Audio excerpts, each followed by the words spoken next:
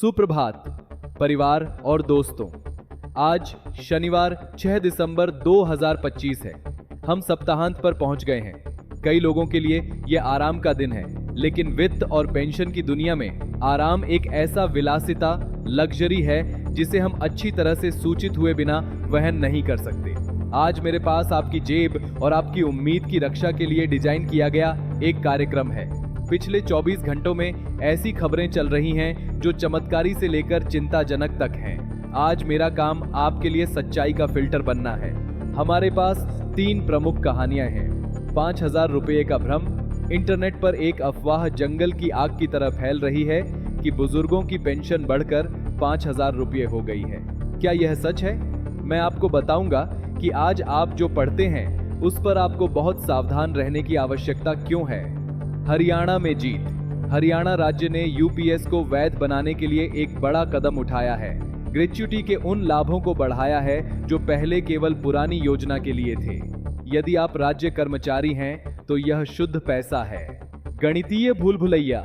विशेषज्ञ आरोप लगा रहे हैं कि ईपीएफओ उच्च पेंशन को कम करने के लिए प्रोराटा नामक गणना पद्धति का उपयोग कर रहा है।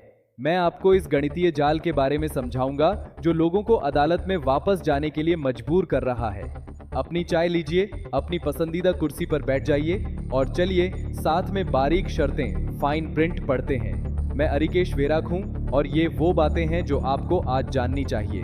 हम उस खबर से शुरुआत करते हैं जो मुझे कल रात से व्हाट्सएप पर दर्जनों बार भेजी जा चुकी है।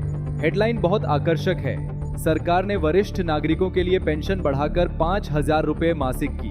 स्रोत madrasspaces.co.in नामक एक पोर्टल है जो वरिष्ठ नागरिकों के विषयों में विशेषज्ञता रखने वाली साइट है। इस नोट के अनुसार प्रत्यक्ष वृद्धि के अलावा वरिष्ठ नागरिकों के लिए बचत योजनाओं में ब्याज दरों में भी सुधार किया गया है।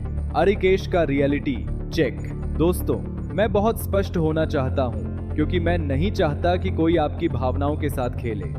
मैंने इस खबर को सामाजिक न्याय मंत्रालय के आधिकारिक चैनलों PIB और बड़े आर्थिक अखबारों में सत्यापित करने की कोशिश की है। किसी और ने इसकी पुष्टि नहीं की है।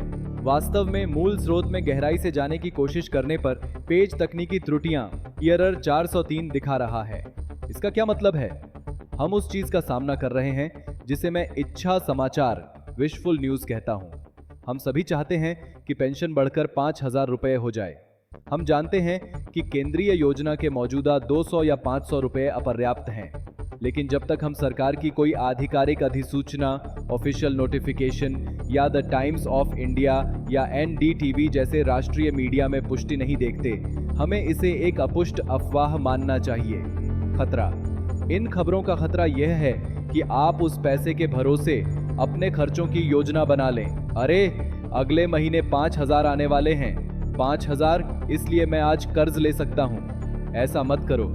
यह संभव है कि किसी विशिष्ट राज्य ने अपना टॉप अप बढ़ाकर 5000 कर दिया हो, लेकिन एक राष्ट्रीय उपाय के रूप में आज 6 दिसंबर को यह आधिकारिक नहीं है। उम्मीद बनाए रखें, लेकिन समझदारी भी रखें। अगर सोमवार को इस खबर की पुष्टि हो जाती है तो मैं आपके साथ जश्न मनाने वाला पहला व्यक्ति बनूंगा, लेकिन आज शनिवार को मेरी सलाह है, ख्याली पुलाव न पकाएं। हम एक अनिश्चित अफवाह से एक हस्ताक्षरित और मुहरबंद वास्तविकता की ओर बढ़ते हैं। हम हरियाणा राज्य चलते हैं जहां सरकार ने एक ऐसा निर्णय लिया है जो नए यूनिफाइड पेंशन स्कीम UPS को काफी मजबूत करता है। मनी कंट्रोल की रिपोर्ट के अनुसार हरियाणा सरकार ने एक आदेश जारी किया है जो स्पष्ट करता है कि UPS के तहत राज्य कर्मचारियों को 2 महत्वपूर्ण लाभों का भी अधिकार होगा। सेवानिवृत्ति ग्रेच्युटी, रिटायरमेंट ग्रेच्युटी, रिटायर होने पर मिलने वाली एक मुश्त राशि, मृत्यु ग्रेच्युटी, डेथ ग्रेच्युटी। यदि कर्मचारी की सेवा के दौरान मृत्यु हो जाती है तो परिवार के लिए पैसा। यह बड़ी खबर क्यों है? क्योंकि पुरानी योजना OPS से नई योजनाओं NPS, UPS में जाने वाले कर्मचारियों का सबसे बड़ा डर इन अतिरिक्त लाभों को खोना था। बहुत से लोगों ने सोचा, ठीक है, UPS मुझे पेंशन देता है, लेकिन मेरी ग्रेच्युटी का क्या और उस एक मुश्त राशि का क्या जिसका उपयोग मैं अपनी बेटी की शादी करने या रिटायरमेंट पर घर खरीदने के लिए करता हूं? हरियाणा का आदेश उस संदेह को दूर करता है। यह स्पष्ट रूप से कहता है यूपीएस द्वारा कवर किए गए सभी कर्मचारी पात्र होंगे, न कि केवल पुरानी योजनाओं वाले। वित्तीय प्रभाव, ग्रेच्युटी कोई चिल्लर लूज चेंज नहीं है। इसकी गणना सेवा के प्रत्येक वर्ष के लिए आधे महीने के वेतन के आधार पर की जाती है, जिसकी सीमा आमतौर पर 20 से 25 लाख रुपए होती है। राज्य द्वारा लिखित रूप में इसकी गारंटी देने का मतलब है कि यूपीएस एक बहुत अधिक मजबूत और सुरक्षित उत्पाद बन रहा है। यह अब ओपीएस का गरीब भाई नहीं है, यह एक व्यवहार्य विकल्प बन रहा है। यदि आप किसी अन्य राज्य में सरकारी कर्मचारी हैं, तो इस खबर का उपयोग करें, अपनी यूनियनों से पूछें। अगर हरियाणा ने यूपीएस में ग्रेच्युटी की गारंटी दे दी है, तो मेरे राज्य ने अभी तक सर्कुलर क्यों नहीं निकाला? हरियाणा ने रास्ता दिखाया है, अब बाकी लोगों को इसका अनुसरण करना होगा। और हम तीसरी कहानी पर आते हैं, जो सबसे जटिल है, लेकिन शायद उन लोगों के लिए सबसे महत्वपूर्ण है जो ईपीएस 95 के तहत हायर पेंशन के लिए लड़ रहे हैं। मातृभूमि ने एक विनाशकारी विश्लेषण प्रकाशित किया है कि कैसे ईपीएफओ आपकी पेंशन की गणना कर रहा है। समस्या, सुप्रीम कोर्ट ने कहा था कि पेंशन वास्तविक वेतन पर आधारित होनी चाहिए, बस। लेकिन ईपीएफओ ने एक गणितीय फार्मूला पेश किया है जिसे प्रोराटा गणना, प्रोराटा कैलकुलेशन कहा जाता है। प्रोराटा क्या है? सरल व्याख्या, मान लीजिए आपने 30 साल काम किया। ईपीएफओ आपके करियर को 2 भागों में विभाजित करता है। भाग ए, 1 सितंबर 2014 से पहले के सेवा वर्ष। भाग बी, 1 सितंबर 2014 के बाद के सेवा वर्ष। आपके पूरे करियर के लिए आपके अंतिम उच्च वेतन, मान लीजिए 80,000 रुपए के आधार पर आपकी पेंशन की गणना करने के बजाय ईपीएफओ उच्च वेतन केवल भाग बी पर लागू करता है और भाग ए के लिए कम या अलग गणना आधार का उपयोग करता है। परिणाम, आपकी अंतिम पेंशन काफी कम हो जाती है। विश्लेषण लेख बताता है कि यह तरीका आपके द्वारा अपेक्षित मासिक राशि को काफी कम कर सकता है। जो एक सरल गणना थी, वेतन x वर्ष बाय 70, वह एक कानूनी भूल भुलैया बन गई है। विशेषज्ञों की आलोचना, लेख 2 बहुत गंभीर सवाल उठाता है। क्या यह कानूनी है? क्या ईपीएफओ संसद की विधायी मंजूरी और स्पष्ट आधिकारिक अधिसूचना के बिना गणना के फॉर्मूले को बदल सकता है? क्या यह सुप्रीम कोर्ट का उल्लंघन करता है? न्यायिक फैसले की भावना वास्तविक योगदान के आधार पर सम्मानजनक पेंशन देना थी। प्रोराटा तरीका उस लाभ को कम करने और कम भुगतान करने की एक प्रशासनिक रणनीति लगती है।